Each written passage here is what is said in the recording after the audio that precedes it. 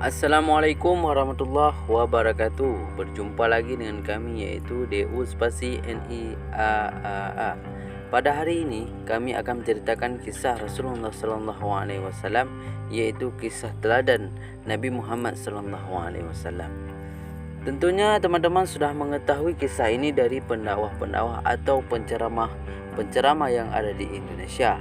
Akan tetapi kami hanya mengulangkan saja. Siapa tahu kecintaan kita kepada Rasulullah SAW menjadi semakin besar. Nah, dengan kita mendengarkan kisah ini, moga-moga kita dapat hidayah oleh Allah Subhanahu Wa Taala. Moga-moga kita dapat diberikan taufik oleh Allah Subhanahu Wa Taala. Moga-moga kita dapat lebih dekat dengan Allah Subhanahu Wa Taala. Amin. Ayo simak cerita ini sampai akhir. Go. Ada sebuah kisah yang terjadi di masa Rasulullah SAW. Jadi kisah ini terjadi pada zaman Rasulullah SAW.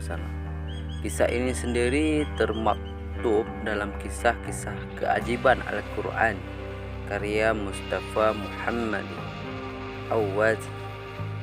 Dikisahkan suatu hari Nabi mengirim sebuah pasukan ke suatu daerah dan pasukan tersebut adalah menang. Mereka kemudian pulang ke Madinah dan disambut oleh orang-orang Islam yang lain. Termasuk yang menyambut mereka adalah Rasulullah SAW. Jadi Rasulullah mengatakan kepada mereka, ceritakan selama kalian berperang apa yang terjadi.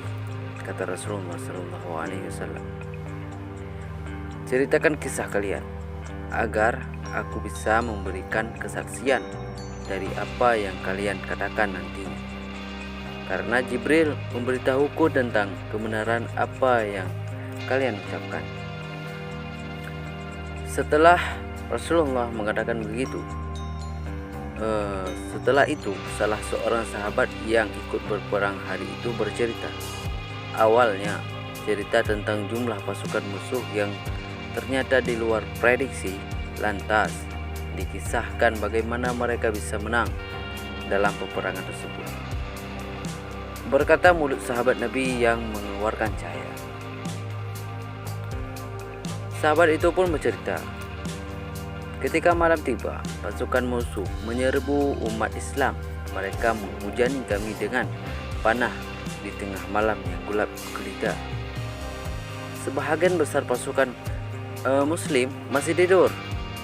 Hanya ada beberapa sahabat yang masih terjaga. Mereka adalah Abdullah bin Rawahah, Zaid bin Harisah, Qutadah bin Nu'man, dan Qais bin Ashid. Mereka berempat sedang membaca Al-Quran di sudut perkemahan. Yang sahabat itu katakan, Pasukan kami lanjut sahabat. Menjadi kacar-kacir akibat serangan itu yang cukup mendadak.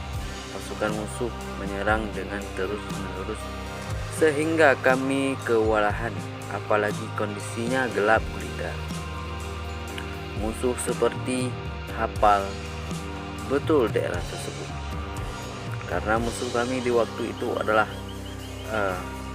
menghafal titik-titik yang tempat kami berada, ucap sahabat tersebut. Dalam kegelapan malam kami tidak mampu menghalau mereka. Namun tiba-tiba ada beberapa cahaya yang muncul nampak dari mulut Zaid bin Harisah. Cahaya berkilauan seperti cahaya matahari. Kemudian dari mulut Abdullah bin Rawahah keluar sinar seperti cahaya rembulan. Kisah sahabat tersebut.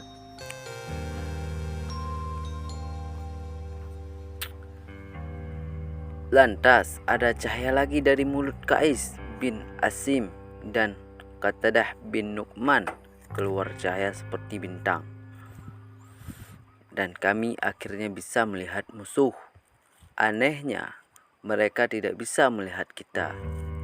Tandasnya yang diucapkan sahabat tersebut. Akhirnya pasukan musuh terpukul mundur. Pasukan umat Islam bisa membalas serangan itu lewat bantuan cahaya-cahaya tersebut. Kami pun menang, dan kami tidak pernah melihat cahaya seperti itu. Kami bisa melihat, tapi musuh tidak bisa melihatnya. Dan itu dari para sahabat yang membaca Al-Quran itu. Begitulah yang diceritakan sahabat Nabi kepada Rasulullah Sallallahu Alaihi Wasallam, yang mereka diserang di waktu malam, tapi dengan izin Allah mereka ada keajaiban yang diberikan oleh Allah Subhanahu Wa Taala. Assalamualaikum warahmatullahi wabarakatuh.